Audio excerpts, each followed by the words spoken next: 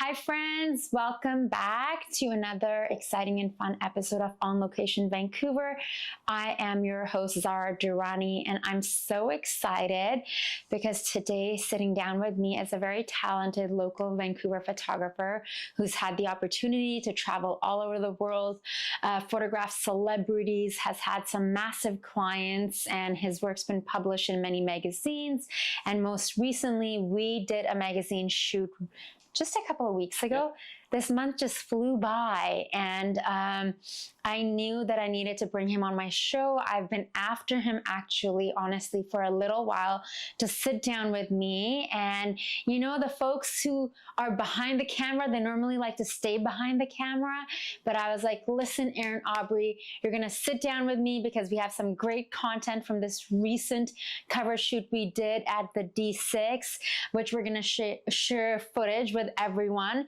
And I just want to highlight you and your story. So welcome to the show, Aaron Aubrey. Thanks for having me. How's it going? Great. How does it feel to be on the other side of the camera? It's obviously a little weird sometimes, but I'm getting more used to it. You're like, but you know me. We've known each other for like over a decade, right? Yeah, like literally over a decade. Yeah. It's funny when you ask me like what it's like being in front of the camera, like the shoot we did, and we'll show the footage. When you have like behind the scenes, I always joke around that I'm the worst of just like ruining the shots because I'm not used to having a camera on me, but it was all good. Good. Well, now I feel like in today's day and age, like being an artist, whether you're a photographer, makeup artist, like painter, I do feel like it's just so important. Because I think people are curious, right? Because everyone's view on the world is so different. That's why it's like, I was looking at your photos and I was looking at how fast you did the lighting setups and changes. You guys, we got there. What time did we get there? We got there at like 9:30ish. Yeah. 9:30ish. I think you guys arrived 9:30. I got there at like 9:15. We're gonna have evidence so you guys can see what we're talking about. And you know, we had a great hair makeup team, all of that. And we had Claudia, our costume designer, our stylist. She pulled like so many outfits, but we had finalized into 10, you know, from amazing local designers and boutiques. And it was like really fantastic. We got some great looks, but to get 10 looks in, when did we start shooting? Because I don't think we started shooting till almost 10:30. Yeah. Yeah. So, and originally we knew we had to be out of there by 2. So like we kind of tried to push it to like 3, but we finally wrapped up by 4. To do like 10 looks with wardrobe changes and different setups. It's a marathon. We didn't even drink water. No, I'm used to that. You just kind of go all day and don't stop. You go a little bit crazy, and then when it's done, you're like, wow, I just went for like 6 hours straight. So I remember when we were shooting here, you would just get ideas and you're like moving things around. You're going behind the door and all the images that are not even edited. And I'm just like, how are you so talented? So I think, thank you. I think it's a mix of like, to get to your point of being able to move around and change things a lot. Part of that is what we were joking about earlier, is my weird ADD brain. So it's just like, oh, I have this one, and then my eye will see something else, and it's like, oh, I want to change from here to here to here.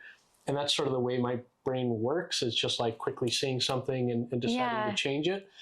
To your point of like that energy between people when you're working, a little bit of that, I had to work on it. I felt like you have to develop like that sort of brain to think about like, how do I make somebody calm? How do I bring my energy down and to give them confidence in what you're doing and to connect with them on that level, to both like work together and make them realize like, hey, we're working on this together. Don't be nervous. Don't worry about anything. I got it under control, but you're doing great.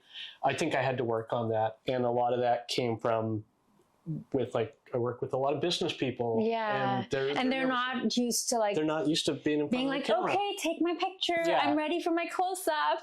So that's, I think, where it came from. It's just like working with like normal people as well and just getting them to be good in front of the camera. So. Let's back up a little bit. Like, when did you know you wanted to make art? Like be a photographer, like photograph people, like not just people, but like, you know, like you've taken your camera everywhere with you around the world. Like,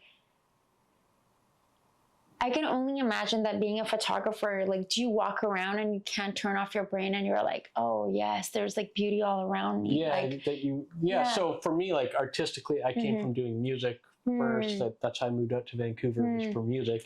And then sort of my origin story as a photographer actually was, I'd moved to Japan. This was in 2007.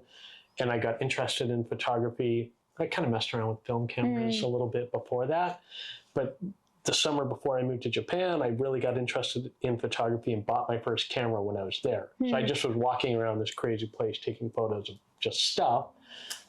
And so that's how I got interested in like photography, but I never thought of it as like a career. And what happened was I was going to Langara College just to get a degree in almost anything.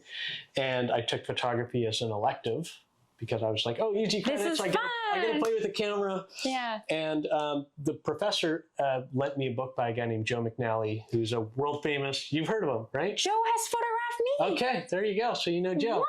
Yeah, so Joe, for anybody that doesn't know, Joe McNally has been National Geographic, Sports Illustrated, Life, everything since like the 70s. Yes, I've been photographed by Sports Illustrated. There you go. Oh, that's amazing. Okay, you're going to have to show me this photo. Yeah. So the professor lent me his book. Yeah. And I was just like, instantly I was like, this is what I want to do. So I literally dropped out of school and started working for photographers. So that's sort of my origin story as a photographer and what really got me interested in shooting people. I do notice in your photography, there's a lot of use of colors. Like, what does that signify to you? And, you know, because I know some people, it's like very like super opposite. And yours is like, you know, me and Claudia were talking, like Claudia was the costume designer, stylist on the shoot. She's like designed like so many feature films. And we were discussing like your work.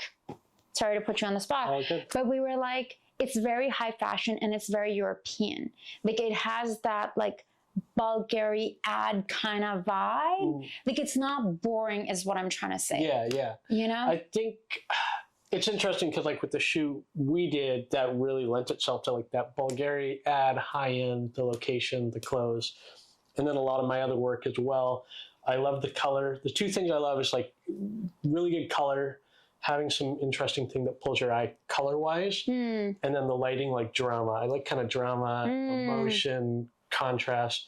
I always joke around that I'm not very good, even though we did some great photos of you of this, but I'm not very good at like the pretty, super bright, airy photos. That's not my thing. I like to have a little bit more drama and sort of like mystique to a lot of what I'm doing. And another joke I make is I like to just shoot people and make them look kind of larger than life and almost as characters. So tell me a little bit about working under pressure. I know film crews are used to it, but obviously they have so many hands on deck.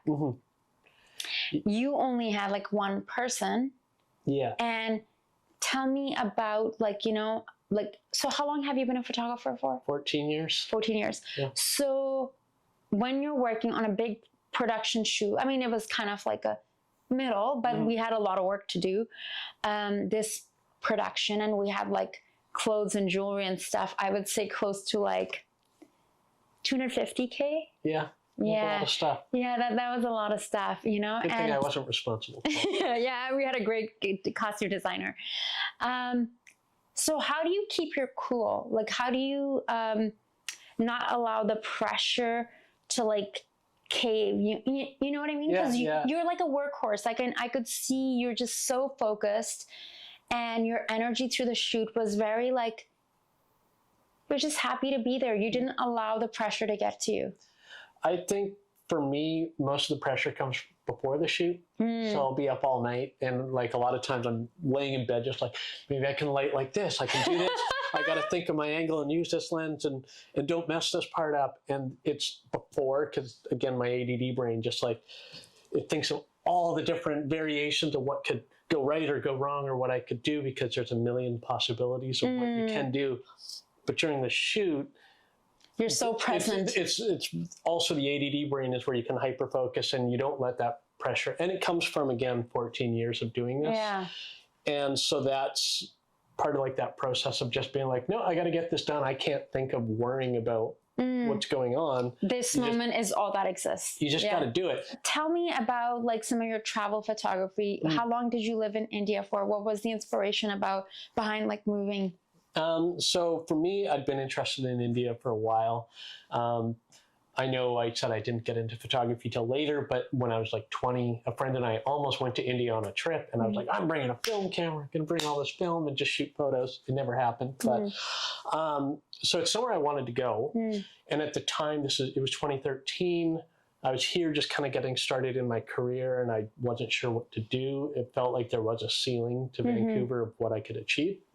And there was a guy named Martin Prahoda. Yes. He's from Vancouver. He was kind of a hotshot photographer in India. Yeah. And we had mutual He was doing all these magazines. Yeah, like GQ and Vogue. It was like... And so he told me, he was like, well, if you want to, come to India and try to make it happen there. Yeah. So I packed up and went there on a tourist visa. Yeah. And my goal was to get a work visa and just to live there. And unfortunately, it didn't pan out that I got the work visa. But I was there for 6 months. And so while I was there, I went and did some travel portraits. And, you know, I spent some time in Varanasi in a place called Trembakeshwar, and I shot around Mumbai. That's where I was living. So yeah, I was hauling around big lights, studio lights, and doing sort of what Joey L inspired me to do, which is haul around studio gear. And I feel like sometimes you have to take those big leaps of faith, you know, because then you can look back and say that, hey, I was this person who did it. Like I wasn't just some person who dreamed of doing something. How did it impact you as an artist, as a creative? And how do you think that has affected your journey now? It's tough to say like how it's affected my journey, but in terms of being there and the crazy, I'm drawn to big, crazy electric cities, and that's what you're talking about, that awe. I always explain it like there's an electricity, something's going on. Like Tokyo. Yeah, like Tokyo. That's, you know, if I could, I'd move there tomorrow. That's where my heart is. But like Mumbai is like, you move to the city where there's the population of Canada in the city, and it's insane. And so it draws that out of you because there's more of that there.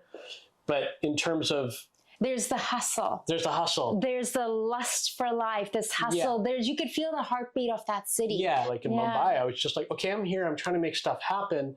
And in Vancouver, it was like, okay, I'm just like booking headshots, I'm doing whatever.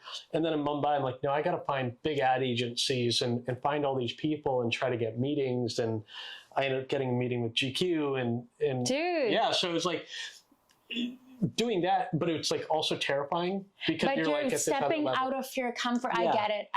I'm there right now with like prepping for Cannes. Like I think I was just telling you yesterday, like full disclosure, I was having a little bit like, you know, And it's good to scare yourself that way because again, like I was talking about before the shoot, it's like, okay, I got this big meeting, I got to meet this big person. It's terrifying, but I got to make it work. And I like that. Do you feel like it like levels you up? And I think that's what, as maybe artists and self-employed people, it keeps us alive. Like it's our roller coaster. Yeah. Where like we get very comfortable here. And I've talked about that with a lot of people here. It's like, okay, I make my living and I work, but it feels like very comfortable where it's like, I want to get out and just, again, throw myself into that fire and force yourself to do what you need to do. And you have to find ways to take care of yourself. I have a friend, his name's also Aaron, and he's all about just like almost like a funny self-gluttony. He's just like goes out to movies, eats a bunch of like food that's bad for him, but he still takes care of himself. And he's all about that. And when I look at that, I'm like, oh, I need to do more of that for myself. For me, it's small things. So like just getting out and taking walks. I don't have to bring a camera with me. It's just walks. I'm still really big into music. So for me, it's like... I'm surprised you showed up without a camera today. I'm like, what? Yeah, sometimes it's like, you know, you don't always need it on you because it's good to have that break. But you know what I'm going to do afterwards? I'm going to bug you to show me a few settings on my camera. If I can figure it out, it's a Sony. But I'm joking. But for me, like a big thing is still like to kind of check out and just like play guitar and do music. And for me, that's a thing that's not photography. And it's like, I'm not trying to make money doing it. I'm not trying to get known doing it. And it feels great that when I get better and I you know, play a song that I wanted to learn, for me, that's still like filling up my cup. And it's like, yeah, getting into music and all that. So that's taking care of myself. And again, getting out for like walks and meeting up with friends and talking, and something that's not where you're able to like obsess over being what you are all the time. Productive. It's very easy to just be so hyper-focused on that. And that's all your brain does. In the last decade and a half, what would you say have been some of the highlights of your career? Like, have there been a few moments that made you go like, wow, this is what I'm meant to be doing. Like this, you know, like I'm proud of myself for doing this. Like high five to myself in the mirror for doing this job. There's a few. There's one, and it's kind of outside of the scope of a lot of the work I do, because most of my work is portrait work. If I am in a big crazy city, I like street photography as well, because it just lends itself to doing street photography. But one of the most interesting experiences I had was I was doing a job for the Vancouver Symphony Orchestra, and I'd already shot portraits of Otto Tausk, who's the head conductor for them, but they wanted photos of like all the musicians during a rehearsal. And so we had the whole Orpheum to ourselves, the whole orchestra's on stage playing, and I was allowed to be on stage because they needed photographs of like everybody. And so like I'm in the middle of like the whole string section, and they're playing and I'm just shooting. And it was just, again, because I love music so much, it was just so powerful to feel that kind of music like literally around me while I'm shooting. And I was like, it's so incredible that you get paid to do this. I'm getting paid, and I get this opportunity to be here, because as they talk about, like a camera's kind of a passport. It gets you into a lot of places that you wouldn't feel like you'd get access to. And then another one would be photographing a guy named Slug, who's one of my favorite rappers. I grew up listening to him. I have a tattoo of one of his song names on me. What? Yeah, it's on my back, so I'm not going to show it. But yeah, so I got to meet him and shoot portraits of him. And, you know, when I posted the photo, I said like 17-year-old me would not imagine that, you know, 17 years later, or however many years later it was, that I'd get a photograph of him before a show. And so it's those things where it's like, wow, I can't believe you get to do this. I got to do this. Yeah. I know we were talking about this off camera, but what are some projects that you feel like you would love to create or see yourself doing in the future? You know, whether it is like traveling somewhere or just something locally that you'd like to create. I think for me, it'd be more traveling abroad and finding, again, it's sort of informed like by Joey L, like the work he loves doing that I'm very interested in is finding like cultures that are not so modern and sort of documenting them and photographing them and showing that these cultures still exist and understanding how their way of life interacts with what's going on with most modern life. So I'd like to be able to travel and do more travel portraits. And I'd love to, again, as I said before, like big thing for me, my heart's in Japan. It's just a place I love, is to get back there and to shoot some portraits of like, just like a lot of the artisans and creators there, because a lot of them are older and it's tradition that's been around for a long time and it's slowly fading away. And so just to document those people and what they create in the spaces that they do it. So that'd be kind of a big thing for me, is just more travel portraits. Yeah. And it sounds like it's like storytelling through photography. Yeah. Like it's not just like, okay, I'm going to, you know, take their pictures. Like I guess I'm more aware of that now more than ever, that, you know, to not just take someone's photo, but like getting to know them, because it's such a personal but maybe intrusive experience of like, especially when I see like these images that come out of these different countries, like different places around the world, which for here in North America can be very exotic, that how can you honor them and their culture and their story while, you know, and part of that is like getting to know them and, you know, like you're immersed and respecting like wherever you're visiting. And it's not just like showing up and snapping a photo and then leaving and doing that. You want to sort of build a relationship with them. And that's what I'd really like to do, is like go somewhere where I can be sort of embedded with some people and meet them and learn about them and then photograph them. So there's that. It's not just like, oh, taking a photo of this person, right? And as I always joke around, like here, and you get into the celebrity thing or whatever, or even models or even business people, it's like, sure, it's great to photograph pretty people in nice locations, but there's only so much story to that. And for me, it's more about like finding these other cultural cultures aspects, and people and other places around the world. Is like that really kind of tugs at me. That's what I really like to do. What makes a good photographer? What makes a good photographer? There's a lot of things, I guess, that make a good photographer. Obviously, connecting with your subjects if you are shooting people. If you're a street photographer, I guess it's being able to find the right moments, the right light. Having patience. You got to be able to not get in your head. You're going to shoot a lot of bad photos. I always joke, like, you're going to shoot a lot of crap to get a couple good photos. And so it's a matter of working through the process, being able to go through the process of like, like when we were shooting the shot in that cream beige outfit. Yeah. My first couple of frames were like, the light was bad. I didn't like where my camera was. Because it was a little blown out. Well, yeah, and it was just like my camera angle sucked, but it was like, okay, maybe change here, okay, this works. Yeah. And that's part of being a photographer, is the process. That's what makes a good photographer. It's great. A lot of people say this, but great photographers don't take photos; they make photos. What's the difference? Well, taking a photo, it's just like click, click, right? But making a photo is being a little more intentional with, where's my light going to be? Like, really, what's a good angle to use? What pose works well? Do I need to throw in another light here or not? Or does this outfit work with this background? So it's being intentional with all the little parts of your photo. That's what makes a great photographer, right? So it's about making photos. Which makes me think of, I think you did this a few times during our shoot, and I don't think we'd worked like this before. Correct me if I'm wrong, that the first time we worked together was when I was designing like Rasha's shoot. Yeah. I like coached her how to pose and put the whole thing together. That was the first time we worked together. And in my opinion, your work from then to now is like, from my point of view, I don't know, but those photos, like, we did artistic, but there was like commercial elements. And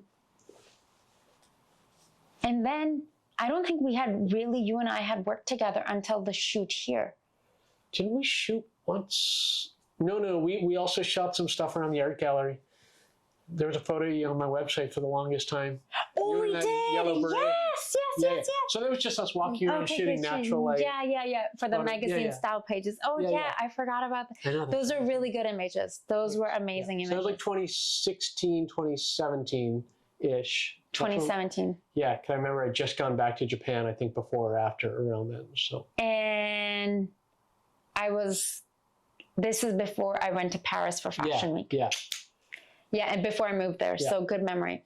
And then we did the photos like here, which I've been like using like crazy, like they're everywhere, because I love the shoot that we did, and we did like so much. But like the first production was this one at D6. Yes.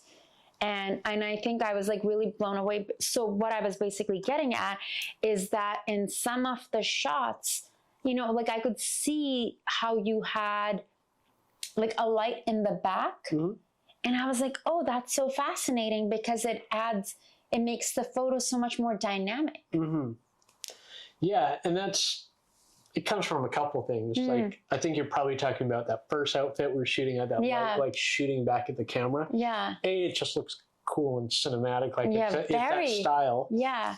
And B, it's partially also because it started out like, well, back there in the very back of the bar, it's just very dark. And I didn't want it to go that dark. So I set up a light to just brighten up that area. But then again, ADD brain, it's like, oh, if I shoot directly at it, now that gives it that Hollywood celebrity. It just has that look. No, it made it look like this is my home. I'm like, hello. Oh my God. Yeah. Yeah. Like, the whole, it's very cinematic. That's what I think. I think your work is very like, at least, obviously we had a great location, but the lighting is what makes it come alive. It makes it come alive. And part of what you were saying of like, what makes a good photo, or taking that time, it's half problem solving and then half being creative with it. And so even just as an example, I was shooting this actress last week, And I was shooting one sort of style of photo, and I was like, wait a minute, let's do this. And I started to blend in these long exposures, and it's like kind of blurry, and it looks like, she looked at it and she was like, this looks like a crazy movie poster instead of just like me standing being modelly. Yeah. And so that goes back to what I was saying about making photographs, making very intentional decisions. What is the story you're trying to tell? That's what makes a good photographer, is making photos, not just taking them and being happy with what you get and going, oh, it was good enough. And I guess part of it must also be like challenging yourself. Like I remember like when we were here, we were moving things around. You're like, what if we do this? What if we do that? What if we do that?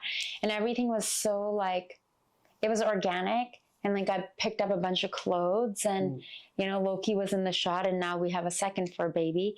But there were so many beautiful moments from that shoot that I was like, wow, like it really brought out my essence. I'm like, this is me. Yeah, because you get jazzed on like, how can I outdo myself? Yeah. It's a challenge to yourself. And that's what I love. Like the idea of like, I also grew up skateboarding. And skateboarding, I went from playing hockey to skateboarding. Hockey's a team sport. Yeah. And you're like, okay, I've got these other teammates that can possibly let me down in a game. But when it's skateboarding, it's just you, and you're battling yourself. And that's what I love, like with the photography thing, is it's only me really that can create the image. And so I'm battling myself, and I like that.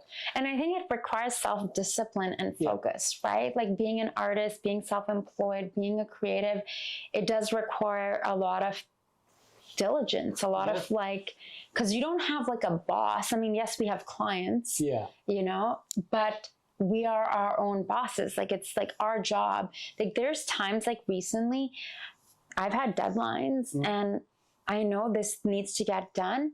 I'm up till 4 a.m. working. You just got to do it. And then, you know, what I will hear from the people, they're like, oh, the feedback we got was, this is the best pitch we have received. Wow. They were like, this is the best, you know, package that anyone has put together. And I was like, that's great. It's great to hear that when you have put in the work, because you know. And during that, I kept telling myself, because as an artist, it's uncomfortable for me to sit and do all the admin work, the pitching, the proposals. I kept telling myself this mantra, I can do difficult things. I can do uncomfortable things, because for me, I want to lean into that which is easy for me, which is the creative part, putting things together, you know, this. And then when you get the feedback of like, oh, we heard that, like, you know, like they're shocked how much attention to detail was in there. So what advice would you give to aspiring photographers? Create. Just don't be super hard on yourself every time you do create some bad photos, or if the shoot doesn't come out as well as you planned, always use it as an opportunity to reflect and go, okay, maybe this didn't turn out quite the way I wanted to. What can I change for the next time? Seek inspiration from other photographers, but don't aim to copy them exactly. Aim to still be yourself and create what comes out of you, because that's going to be the most honest work that you can create.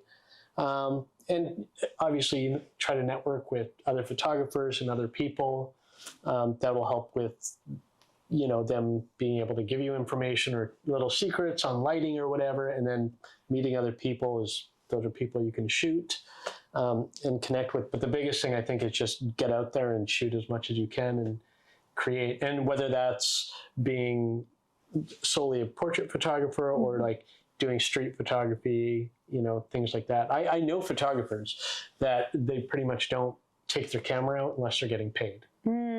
Right? So it's become a job for them. And so the passion, the fire is like gone. And they still maybe have the passion for photography, but it's not like, oh, I need to walk around with a camera and get photos. I think you still need to find that in you. And again, it all depends on what kind of person you are. Yeah. For me, it's like I'm craving just getting out of Vancouver and going somewhere crazy and dealing with that uncomfortability. Yeah, because it fills you up as an artist. Yeah. It fills you up as an artist. And then when you come back, you're looking at everything because I feel like I have way more appreciation for our city and for BC and for being Canadian now more than ever. Because like, even though I was born in a different country, it's just like most of my adult life I've lived here. So I think I took it for granted. Yeah. And then you live somewhere else and you come back again as an adult and you're like, man, I feel, I love looking at mountains. That's great. Yeah, we get this beautiful view. Yeah. Who would leave this? Yeah, I know. So part-time here, part-time there, part-time everywhere. Then you're good. Yeah, then I'm good, yeah. Well, Aaron, thank you so much. Thanks for having me. Thank you for, like, you know, this amazing shoot that we did. I can't wait to show everyone the end results. Loki, what do you think, Baba? Yeah, it's Loki's excited. Yeah, Loki's very excited. Well, thank you so much for taking the time for coming here today. I can't wait to show you guys the images, you know, that we've been talking about. I'm your host, Zara Durrani. Until next time, I'll catch you soon, and I hope you all stay curious and adventurous. Thank you.